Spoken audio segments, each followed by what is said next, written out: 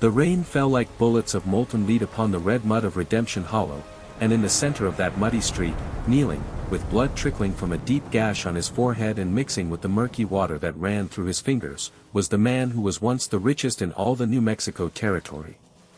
Caleb Thornton, owner of 40,000 acres of land, of cattle he himself didn't know how to count, of a fortune that bought judges and silenced newspapers, now held a single bullet in his trembling hands. Just one. And before him, standing under a sky torn by lightning, with a cold smile cutting across his powder-scarred face, was the man who had promised to tear away from him everything that mattered. Behind Caleb, tied to a post, her eyes filled with tears and her voice already hoarse from screaming his name, was she. The woman for whom he was willing to give up every coin, every acre, every drop of his own blood. The peasant girl who had entered his life like a spark in dry straw and had set it completely ablaze. "You had it all, Thornton," said the man with the cold smile, raising his revolver. "And you're going to die for a woman who isn't worth the dust on your boots." Caleb raised his eyes. And smiled back. Because he knew something that man didn't.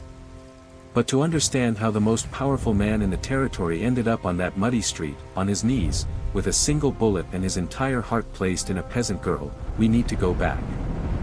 We need to go back 40 days, when Caleb Thornton still believed that money was the only thing capable of protecting a man in this world. 40 days earlier, the sun rose golden over the Thornton ranch, and Caleb rode alone through the hills as he did every morning, not because he had to, but because it was the only moment when the silence didn't feel heavy. At 34, he had inherited an empire from his father and had tripled it with iron hands and a heart that had learned, from an early age, to trust no one. He had foremen who feared him, partners who flattered him, women in town who smiled at his wallet, and not a single living soul who knew his middle name or cared about him. Caleb told himself that was how he liked it. He lied well, even to himself. That morning, however, something disrupted his routine. A thin trail of smoke rose in the distance, down in the valley where the small properties of the peasants who leased land at the edge of his domain were located. Caleb frowned. Too much smoke for a kitchen fire. He spurred his horse and galloped down the hill, the wind cutting his face, unaware that he was riding toward the exact moment that would split his life in two, the before and after her. What he found in the valley made his blood run cold. 3 men on horseback surrounded a small wooden house already engulfed in flames. On the ground, an old peasant lay motionless, and before the burning door, standing, holding a rusty pitchfork with both hands and trembling from head to toe, a young woman faced the 3 bandits alone. Her dark hair was plastered to her face with sweat, her cotton dress torn at the shoulder, and in her eyes, there was no fear. There was fury. There was an absolute refusal to take a single step back, even in the face of death. "Get out of the way, peasant girl," one of the men growled, "or burn along with the house." "Over my dead body," she replied, and her voice did not waver. Caleb had never seen anything like it. That woman had everything against her, 3 armed men, a house in flames, a dead old man at her feet, and yet she held a rusty pitchfork as if it were the sword of an avenging angel. It was in that instant, before even knowing her name, that something inside Caleb Thornton's armored chest cracked. And he did what he hadn't done in years. He acted without calculating the profit. His revolver leaped from his waist in a movement he had kept sharp since his youth, from the days when his father forced him to practice his draw until his fingers bled. The first shot knocked off the hat of the nearest bandit. The second, fired a fraction of a second later, was intentionally lower, and the man howled in pain, clutching his arm. All 3 turned at once, and upon recognizing the rider descending the hill, the blood drained from their faces. "It's Thornton," one of them stammered. "It's Thornton himself." What happened in the following seconds would change the destiny of everyone present, and of many who hadn't even entered the story yet. But what no one in that valley knew, not even Caleb, was that those 3 men were not there by chance. They had been sent. And the person who sent them had a name that would make even Caleb Thornton turn pale if he had heard it that morning. But it wasn't time to hear it just yet. The bandits hesitated. To face Thornton meant facing his entire army of foremen, his influence, his money. But to retreat meant disobeying the one who had sent them, and that, by the terror written on their faces, seemed like an even worse sentence. For a moment, they were trapped between two fears. It was the young woman who broke the stalemate. Taking advantage of the distraction, she lunged with the pitchfork and drove it into the wounded man's thigh, who tumbled from his horse screaming. The other two, seeing the blood and reinforcements arriving, spurred their animals and fled down the valley, leaving behind their fallen companion and a cloud of dust. Caleb dismounted before the horse had even stopped. He ran to the old man on the ground, but a single glance was enough to know there was nothing left to do. He raised his eyes to the young woman, who now dropped the pitchfork and fell to her knees beside the body, and for the first time, tears came, silent, without her letting out a single sob. "He was my father," she said, without looking at Caleb. "They came to collect a debt that doesn't exist. They said the land has a new owner now." Then she raised her face, and her eyes met his with an intensity that Caleb felt like a punch to the chest. "Who are you?" "Caleb Thornton." She laughed bitterly, wiping her face with the back of her soot-stained hand. "The great Thornton. The man who owns half the territory. Why would a man like you care about a peasant girl and her dead father?" And the truth was, Caleb had no answer. He didn't know why he had ridden down the hill. He didn't know why his heart was still pounding wildly. He didn't know her name. "What is your name?" he asked, his voice softer than he even recognized. "Mariana," she replied. "Mariana Vega." In that moment, under the smoke that still rose from the remains of the house, with a dead man between them and a bandit groaning, tied up by his own pitchfork, Caleb Thornton and Mariana Vega had no way of knowing that they had just signed, with blood and fire, the first chapter of a story that would end on a muddy street, under the rain, with a single bullet. But something was already decided. Caleb would take Mariana to his ranch, where she would be safe. At least, that was what he believed. What he didn't know was that he was bringing danger inside his home, and that the true threat was already sleeping under his own roof.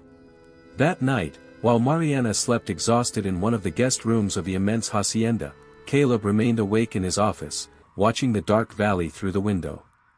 The captured bandit had been turned over to the town sheriff, Elias Ward, a man Caleb had known for years and considered, as far as possible, reliable. But something bothered him.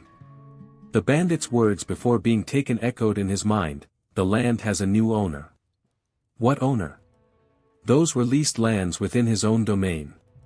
No one bought or sold in that valley without Caleb knowing. Unless someone was moving in the shadows. Someone with power. Someone with a plan. Caleb poured himself a whiskey and didn't drink it. He just swirled the glass, thinking of the fire-eyed woman sleeping in his house, of the dead old man, of the 3 men sent by an invisible hand. And, without knowing why, for the first time in many years, Caleb Thornton prayed. He asked that the storm he felt coming would take just a little longer. But storms in the west never wait.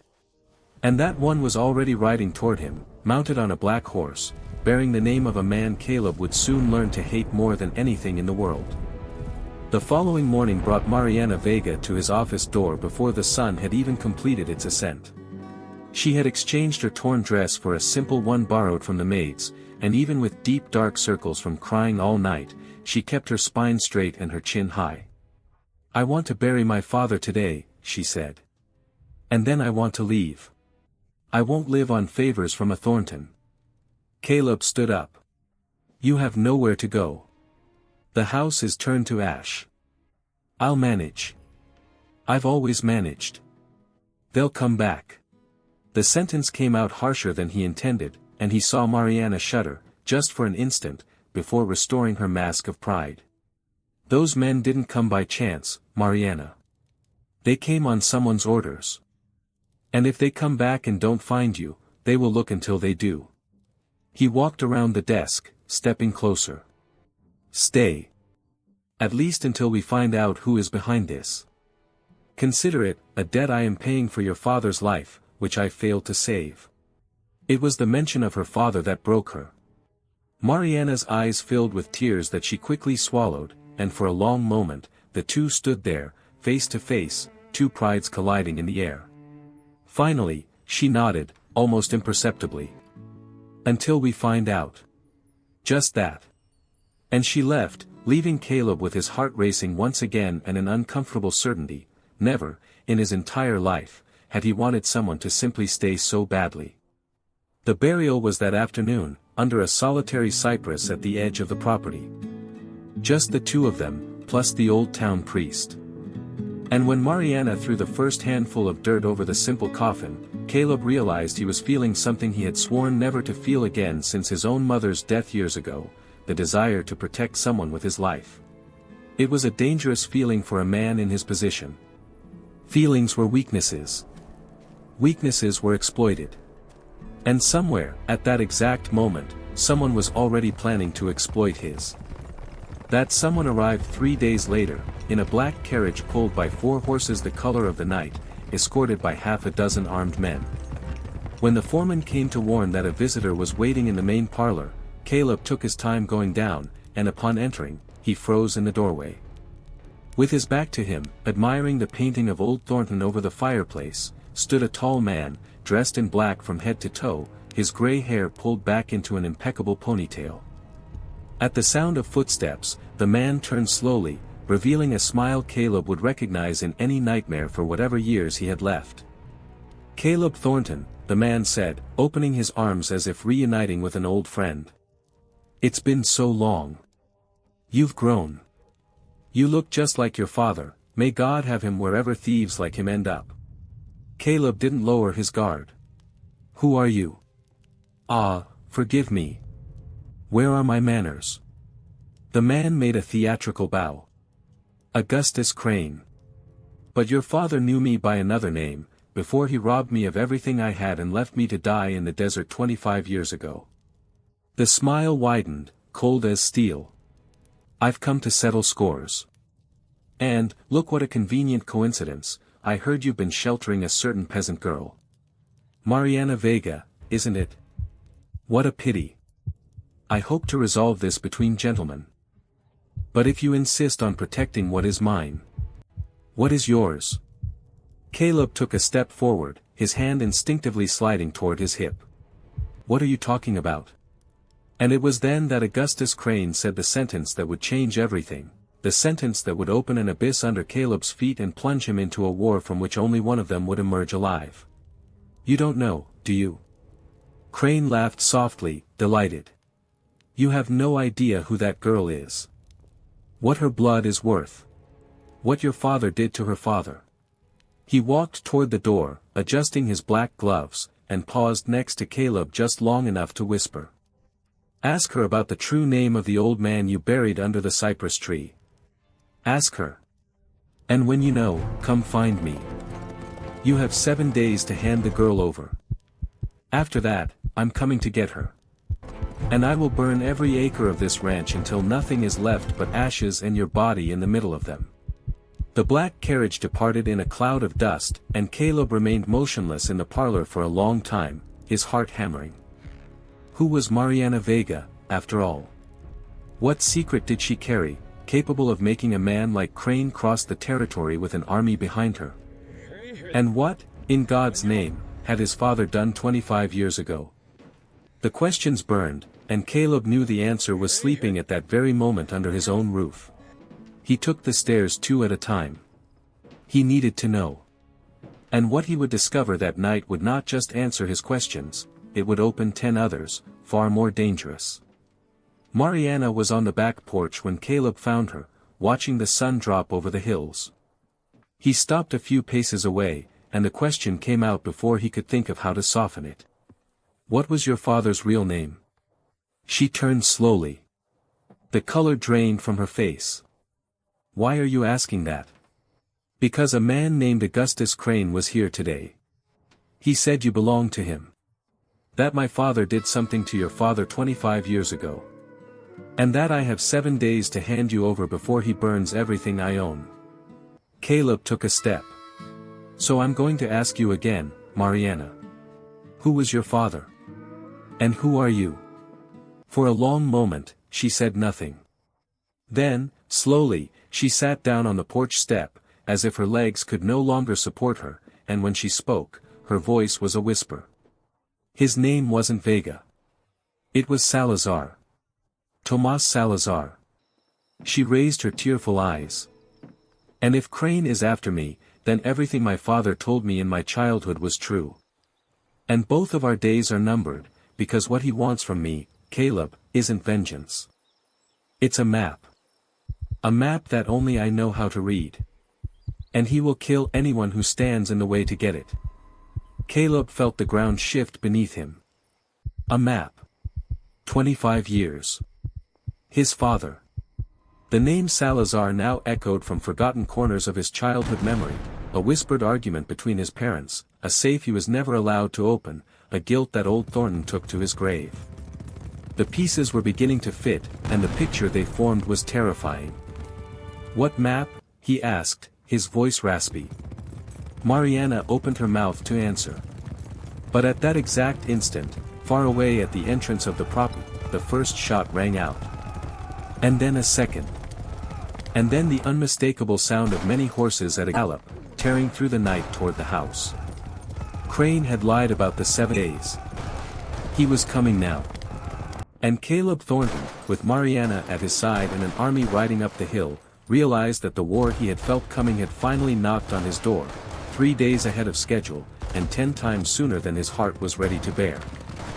The first shot shattered the parlor window, and Caleb Thornton's world turned into fire and gunpowder in a matter of seconds. He grabbed Mariana by the arm and pulled her inside, throwing both of them onto the wooden floor at the exact instant a second volley tore splinters from the porch door. Outside, by the light of torches, dozens of riders spread across the property like a black tide, and at their head, mounted on a stallion the color of midnight, with the calm of a man arriving for dinner, came Augustus Crane. The 7 days were just to make you lower your guard. Caleb shouted, dragging Mariana down the hallway as glass exploded around them. I should have known. Men like him never keep their word. Caleb's foremen fought back as best they could, firing from the upstairs windows, but they were outnumbered and had been caught by surprise. Caleb knew every inch of that house, and it was this advantage that kept them alive in the first few minutes. He pushed Mariana into the office, locked the heavy oak door, and ran to the back wall, where a wooden panel hid his father's old safe, and, he knew now, perhaps much more than just money. Caleb, they're going to break in. Mariana grabbed his arm, but there was more determination than panic in her voice. Listen to me. If Crane takes me alive, he'll force me to read the map and then kill us both. If I die, he loses the map forever. So if things get desperate, you don't even finish that sentence. Caleb turned, and for a second, in the middle of the hell crashing down around them, the two just looked at each other. I didn't pull you from those flames just to lose you now. You're not going to die. Neither of us is. Do you understand me? She didn't answer.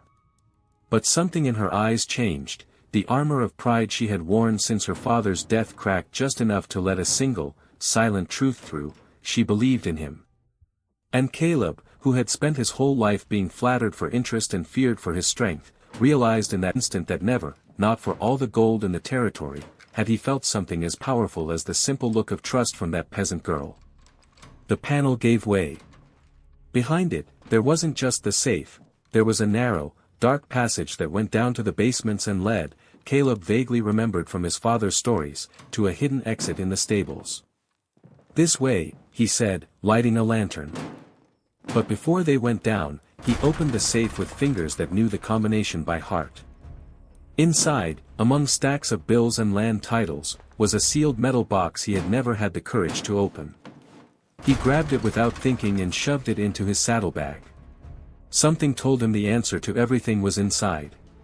Something told him his father had left it for a day just like this. They descended through the passage while, above them, they heard the crash of the oak door being broken down and Crane's footsteps invading the office. Search every room, his voice echoed through the floorboards. I want the girl alive. And bring me Thornton's head on a platter. Caleb gritted his teeth and pushed forward, guiding Mariana through the damp darkness, unaware that every step was leading them not away from danger, but straight into the heart of a truth buried 25 years ago. The passage opened into the stables, exactly as his memory had promised. Caleb saddled 2 horses with the speed of a man born in the saddle, helped Mariana mount, and, taking advantage of the confusion of Crane's men concentrated on the main house, the 2 burst through the back door and galloped into the night, toward the dark hills. Behind them, the house where generations of Thorntons had lived began to burn. Caleb looked over his shoulder just once, saw the flames devouring the roof of his childhood, and something inside him hardened like tempered steel. Crane had burned his home. Now it was personal. They rode for hours, until the horses could give no more, and only then did they stop in a hidden cave on the slope of a canyon, a place Caleb used in his youth to escape his obligations. They built a small fire shielded from view, and it was there, with his heart still racing and the smell of smoke clung to their clothes, that Caleb finally opened his father's metal box. Mariana drew closer, and side by side, they leaned over the contents in the flickering light. Inside were yellowed papers, a faded photograph, and a sealed letter with Caleb's name written in old Thornton's firm handwriting. Caleb's hands trembled as he broke the seal. And as he read it aloud in a low voice, the blood drained from his face. The letter confessed everything. 25 years ago, 3 men had found a vein of gold of unimaginable size in the northern mountains, the largest ever seen in the territory. The 3 were partners, Old Thornton, a man named Augustus Crane, and a third, Tomas Salazar, the only one who knew how to map the secret path to the mine through the labyrinth of the mountains. But greed, Old Thornton wrote, is a disease that corrupts even the best of men. Thornton and Crane had conspired to eliminate Salazar and divide everything between themselves. Except, at the last moment, Thornton's conscience spoke louder. Instead of killing Salazar, he warned him, helped him flee with his family and the map, and it was Crane who ended up betrayed and left to die in the desert, with no gold, no map, nothing. That was why, Mariana whispered, her eyes filling with tears, my father changed his name. That's why we spend our lives running, without ever understanding from whom. He taught me to read the map since I was a child, telling me it was a game. I memorized every curve, every landmark, without ever knowing what it meant. She raised her face. Your father saved mine, Caleb. And mine spent his life paying the price for gold he never touched. Caleb felt his chest tighten in a way he couldn't name. His entire fortune, the whole Thornton empire, had been built on a betrayal and a lingering guilt. And now the daughter of the betrayed man was sitting next to him, by the light of the same fire, and he realized, with painful clarity, that he had never wanted to protect anything so fiercely in his life. My father wrote one more thing, he said, returning to the letter. He says he hid his half of the map. That alone, what you know isn't enough. There is a second half, and he left it hidden in the only place Crane would never think to look. Caleb raised his eyes from the letter, and comprehension hit them both at the same time. In my father's grave. In the family crypt, in Redemption Hollow. And it was in that instant they realized how deep the well they had fallen into truly was. To rid themselves of Crane forever, they would need the half of the map buried in the crypt. But Redemption Hollow was the very town where Crane would undoubtedly hunt for them. And there was something else. Something the letter revealed in the final line, which made Caleb's hand turn cold. His father had written not to trust Sheriff Elias Ward. That Ward had been, years ago, one of Crane's hired guns. That the man to whom Caleb had handed over the captured bandit, the man he considered reliable, was, in truth, Augustus Crane's eyes and ears inside Redemption Hollow. My God, Caleb murmured. I handed the bandit over to Ward. I told Ward you were at my ranch. He closed his eyes. It was me. I was the one who showed Crane exactly where to find you. Mariana could have hated him in that moment. She had every right. But instead, she reached out and touched his hand, the first voluntary touch between them, and it ran through Caleb like lightning. You didn't know, she said, with a sweetness that contradicted all the hardness of her life. And you are here, right now, with me, with everything against us. That is more than any man has ever done for me, Caleb Thornton." The two stayed like that, hands joined by the fireside, and what grew between them in that silence was too large to be put into words. Caleb wanted to kiss her. He knew she realized it. And he also knew that if he yielded to that desire now, with Crane hot on their trail and death looming, he would be offering the enemy the only weapon capable of truly destroying him, someone worth dying for. So he pulled back. Just a few inches. Enough to protect himself. Not enough to fool his own heart. "We need to sleep," he said, his voice raspy. "Tomorrow, before dawn, we go to Redemption Hollow. We get the other half of the map, and then..." "And then what?" Mariana asked. "Do we go after the gold? Do we run? Do we face Crane?" Caleb looked into the fire. "We're going to do what my father didn't have the courage to do. We're going to end this once and for all." But what Caleb didn't say, what he barely admitted to himself, was that he had already decided on something far more dangerous than facing Crane. He had decided he would protect Mariana no matter the cost.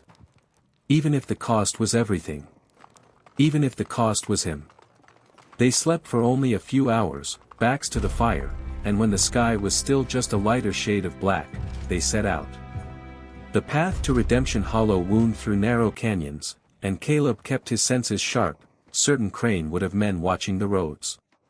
He was right.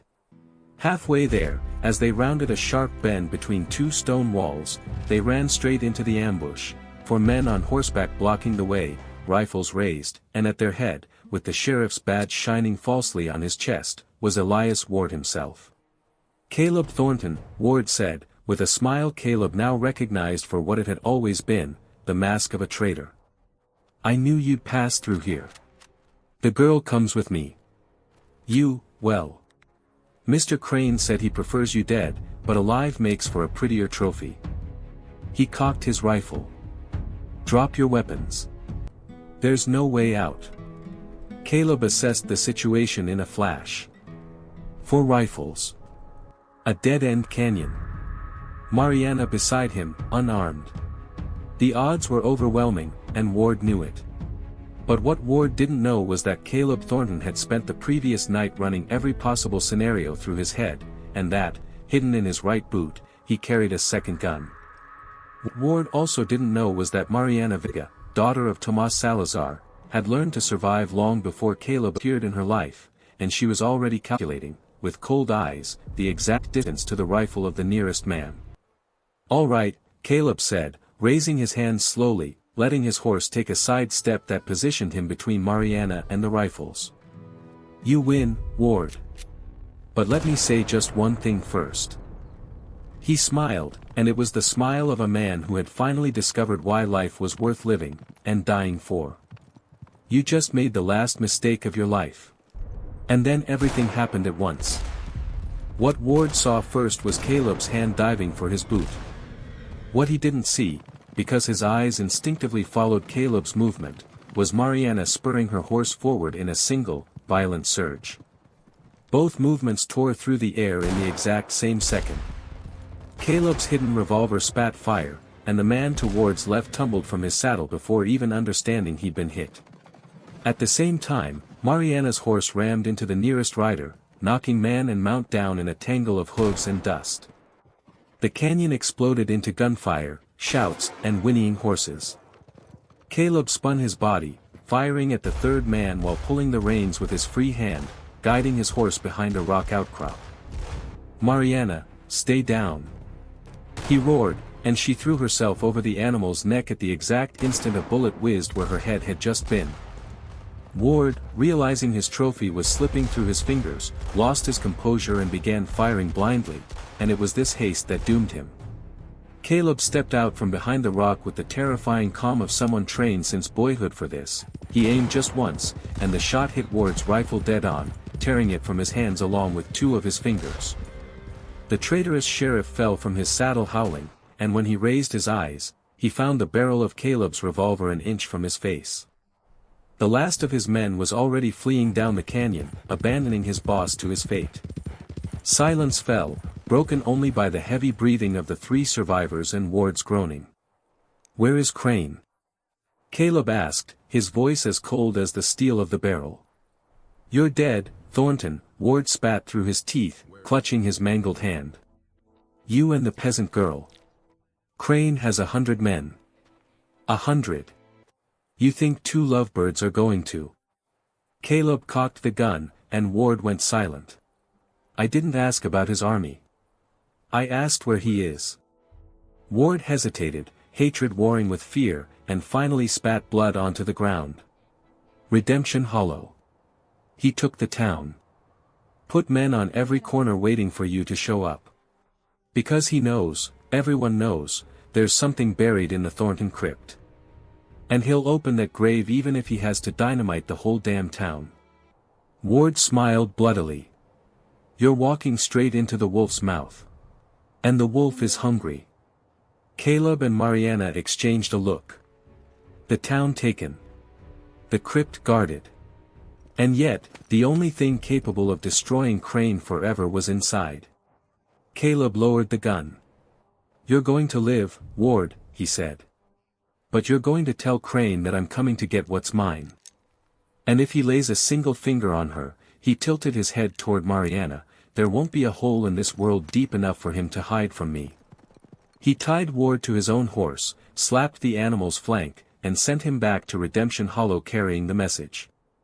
When the hooves faded into the distance, Mariana approached, still trembling from the adrenaline. "You could have killed him." "I could have." Caleb reloaded the revolver with precise movements. "But a dead man doesn't deliver messages. And I want Crane to know I'm coming. I want him to be afraid."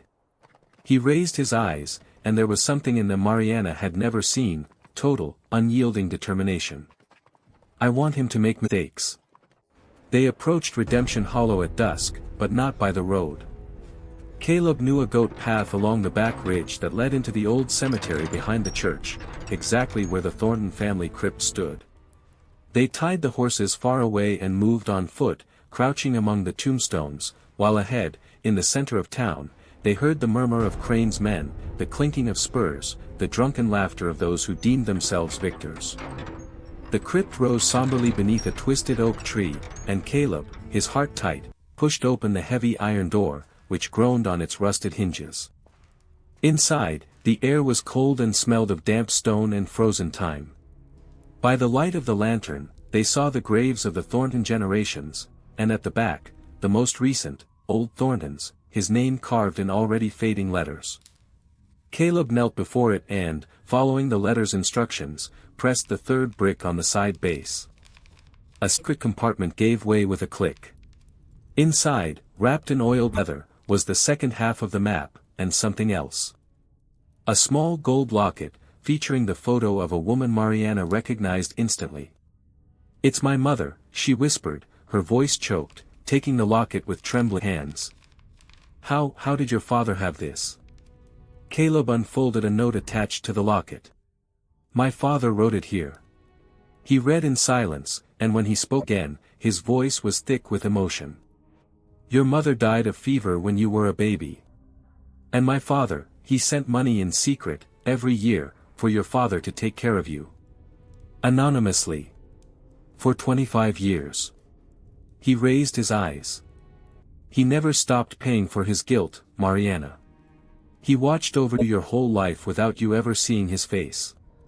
You grew up under the protection of a Thornton without ever knowing it." Mariana covered her mouth with her hand, and the tears came, this time without her trying to stop them. Her whole life of running and poverty suddenly took on a completely new meaning. Her destiny and Caleb's had been intertwined long before either of them had imagined, since before she was even born. And there, in the cold shadow of that crypt, with the truth weighing between them and death waiting outside, something finally broke. It was Mariana who took the step. She crossed the short distance separating them and took Caleb's face in her hands. "All my life," she said, her voice cracked, "I learned not to need anyone. Not to trust. Not to love. Because loving was dangerous. She searched his eyes. And then you rode down that hill and ruined everything, Caleb Thornton. He kissed her. Or she kissed him, neither of them could tell, and neither of them cared. It was a kiss that carried 25 years of twisted destinies, inherited guilt, and loneliness on both sides, yet at the same time, the promise of something no fortune could ever buy. For the first time in his life, Caleb Thornton held in his arms something worth more than everything he owned. And, for the first time, he was truly afraid, because now he had everything to lose. They parted breathless, foreheads touching, and Caleb laughed softly, surprised by his own happiness in the midst of so much danger. "When this is over," he whispered, "I'm going to take you far away from here. To a place where no one knows the name Thornton or the name Salazar. Where we can just be." "Do you promise?" she asked. "I promise." But promises, in the West, are made to be tested. And the test came in the very next instant, when the crypt's iron door groaned once more, only this time, it wasn't either of them who pushed it. At the entrance, silhouetted against the dying light of dusk, stood Augustus Crane.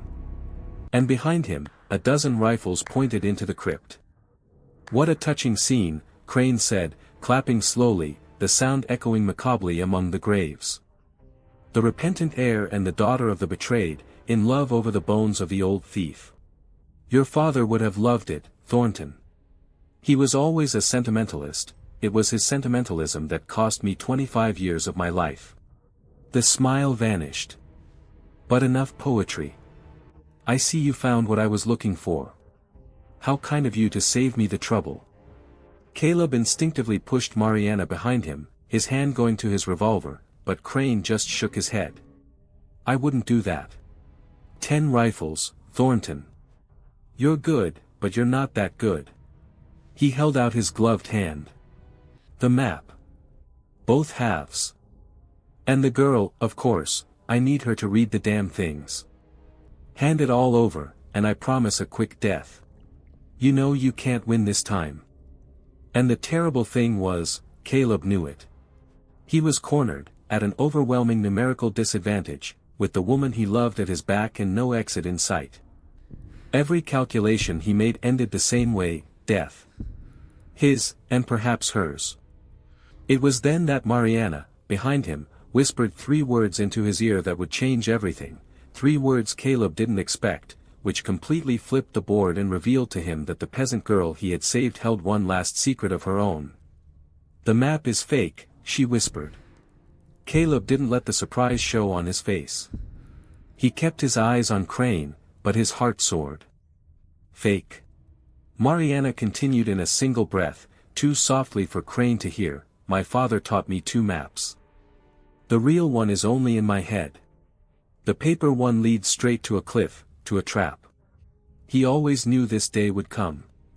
Then, even lower, with a firmness that gave Caleb chills, "Trust me. Hand over the paper." It was a leap in the dark. Caleb would have to trust blindly, staking both their lives on a plan he barely understood against an enemy who held all the visible cards. He glanced at Mariana, at that face he hadn't even known 40 days ago and for which he was now willing to die, and made his decision. Decisions of faith are always the hardest to make, and the only ones that truly matter. "All right, Crane," Caleb said, raising his hand slowly. "You win." And under the triumphant gaze of the enemy, he held out the oiled leather containing the 2 halves of the map that, unbeknownst to Crane, was a death sentence carefully disguised as treasure. Crane snatched the package from his hands greedily, his eyes gleaming with avarice as he unfolded the old parchment. And as he lost himself, for an instant, in the labyrinth of lines that promised the greatest fortune in the territory, Caleb realized that that fraction of a second of distraction was exactly the gift Mariana had given him. The window. The only one they would get. "Lead us to the gold," Crane said, rolling up the map, the smile back on his face. "Both of you. Alive, for now. The girl reads, the cowboy carries. And when I have every ounce of that mine in my hands." He shrugged, most cheerfully. "Well. Then we'll see if your love survives a common grave." He turned to his men. "Tie them up. We move for the mountains at dawn. And warn the whole town, anyone who gets near them dies." As rough ropes bound his wrists, Caleb crossed a final look with Mariana through the dim light of the crypt. There was no fear in her eyes. There was a plan. And though he still didn't know exactly what it was, Caleb understood they were entering the most dangerous phase of all, a journey into the mountains, escorted by an army, leading the enemy straight into a trap only Mariana knew. Everything would depend on time, luck, and a single bullet. Caleb, unnoticed by anyone, still hid in the barrel of the gun tucked inside his boot. One bullet. For the right moment. For the right man. And that moment, he silently swore as they dragged them out of the crypt under a sky beginning to heavy with storm clouds, was coming. The column departed Redemption Hollow at the first ray of sun, winding toward the northern mountains like a black snake across the ochre earth.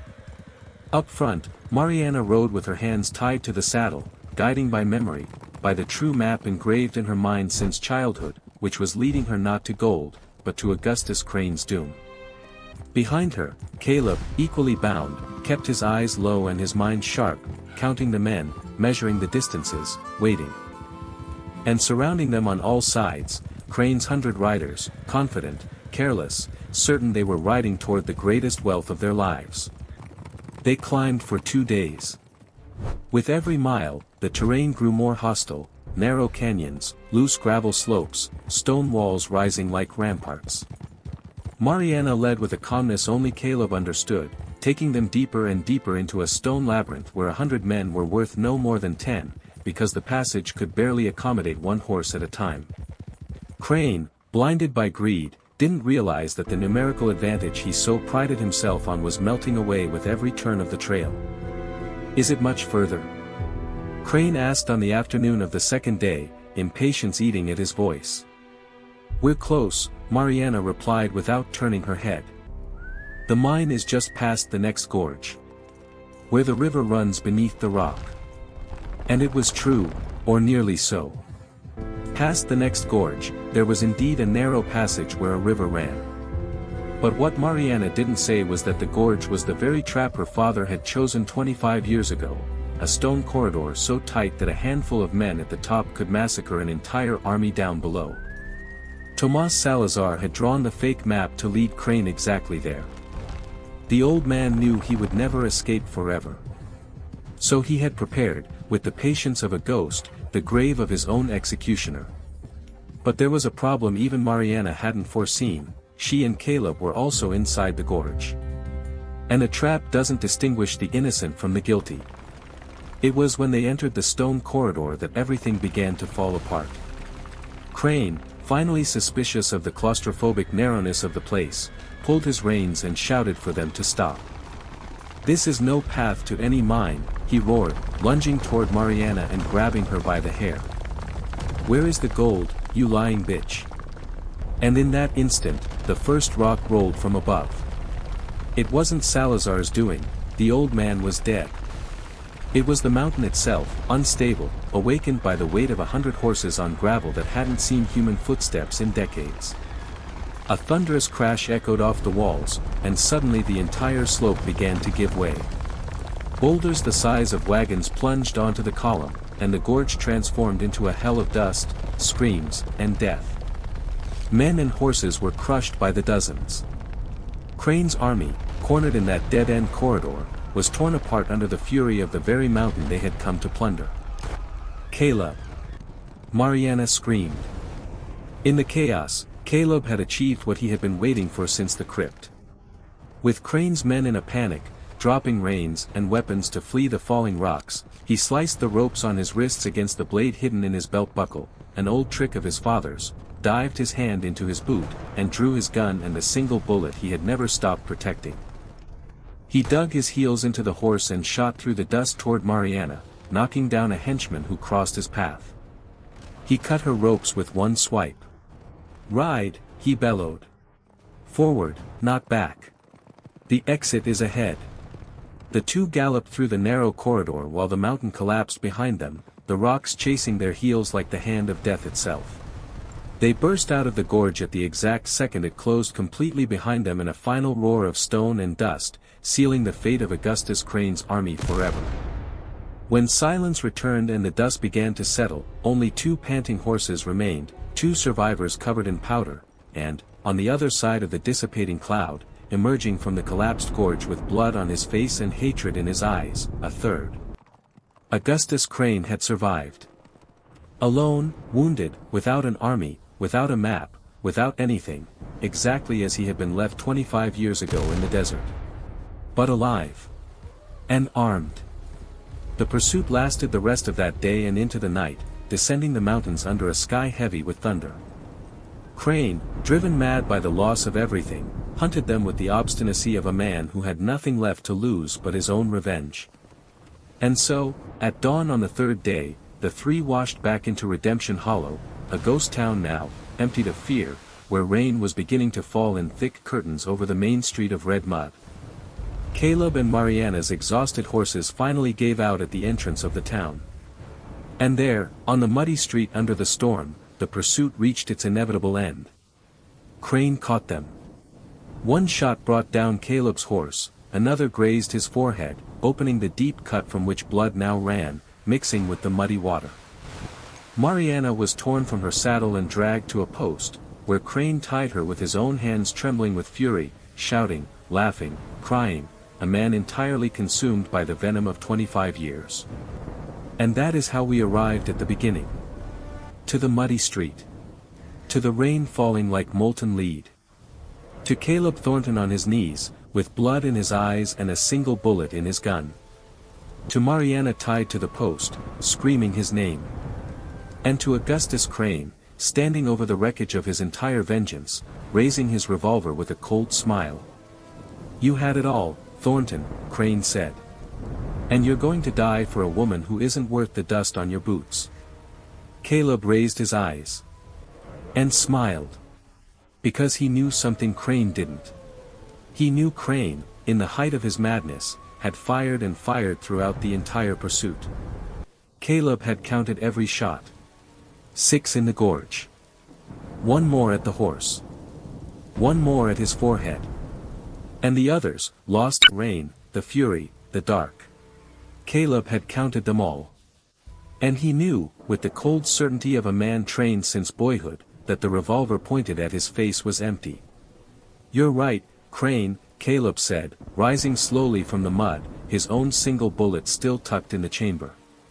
"I will die for her if I have to. Today, tomorrow, any day. For her, I die smiling." He took a step forward, the blood streaming down his face, but the hand holding the gun was steady as stone. "The difference between us, Crane, is this. You spent 25 years living for hate. And I discovered, in 40 days, what it means to live for love." He raised his revolver. "Pull the trigger. Go ahead." Crane, his face contorting, pulled it. The hammer of the revolver fell on an empty chamber with a dry click that echoed down the deserted street. Then another. And another. And Augustus Crane's cold smile melted into pure horror as he finally understood, empty. It was empty. 25 years of vengeance ending in a hollow click under the rain. "I know," Caleb said softly. "He didn't shoot to kill. He shot to end it." Caleb Thornton's single bullet struck Crane in the shoulder of his gun arm, and the empty revolver fell into the mud along with the man who held it. Caleb walked over to him under the rain, scooped up the enemy's weapon, and stood looking down at the broken man who for 40 days had cast his shadow over everything. "My father spared you once," Caleb said. "And you spent your life turning that mercy into poison. I'm going to spare you too, Crane. But not out of mercy." He knelt and looked into the enemy's eyes. "I'm going to let you live because the worst thing that can happen to a man like you isn't death. It's waking up every day knowing you lost. That the gold turned to stone. That the army turned to dust. And that the son of the man you hated won, out of love for a peasant girl who was worth more than the entire mountain that buried you." The deputy sheriff and what was left of the townspeople, who had hidden during Crane's occupation, gradually emerged under the slackening rain. Crane was arrested, taken away to answer for 25 years of crimes that had finally caught up with him. And Caleb, ignoring his own wound, ran to the post and freed Mariana, who fell into his arms drenched, trembling, alive. "You knew," she sobbed against his chest. "You knew it was empty. And yet you stayed on your knees. You offered yourself to die." "I didn't know if the Count was right," Caleb confessed, holding her face between his bloody hands. "I thought it was. But if I had been wrong." He took a deep breath, and the truth came out completely, at last. "I would rather die in your place than live another day without you. That was the only Count that mattered." Mariana laughed and cried at the same time, and kissed him there, on the muddy street, under the last drops of the departing storm, while the sun, stubborn, like everything in the west, began to tear through the clouds. They didn't go back for the gold. The mountain had claimed it, and neither of them missed it.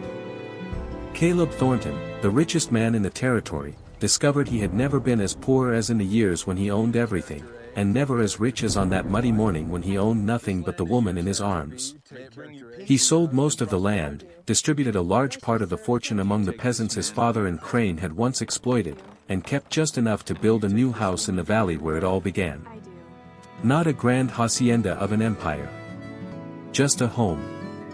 With a porch facing the dawn, where Mariana planted the rosebushes her mother had once cultivated.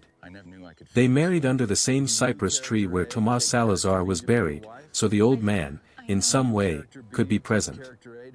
And when the priest asked Caleb if he took that woman in riches and in poverty, in sickness and in health, until death did them part, Caleb looked at Mariana, at the fire-eyed peasant girl who had raised a rusty pitchfork against 3 armed men, who had carried the secret of a treasure her whole life, who had taught him that the only fortune that matters is the one we would choose to die to protect, and smiled the truest smile of his entire life.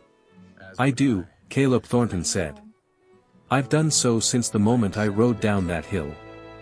And under the clear New Mexico sky, with the storm finally past and the rosebushes swaying in the breeze, the man who had everything and the woman who had nothing discovered together that they had found the only thing gold could never buy, and for which both would be willing to die 1,000 times, every day, for the rest of their lives.